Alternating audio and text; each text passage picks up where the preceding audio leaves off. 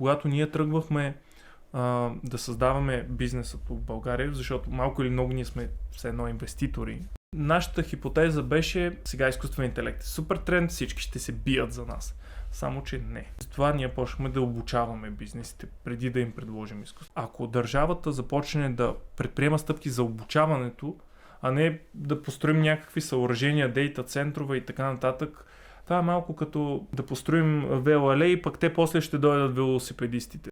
Не. Първо ще се учат да карат. Да. Изчакай да видиш дали има велосипедисти, научи ги да карат колелета, направи го популярно. Това пък тогава им построи инфраструктурата. Също е и с изкуствения интелект. Ние трябва първо да обучим бизнесите, да разберат стойността му и те после сами да си поискат подобна инфраструктура.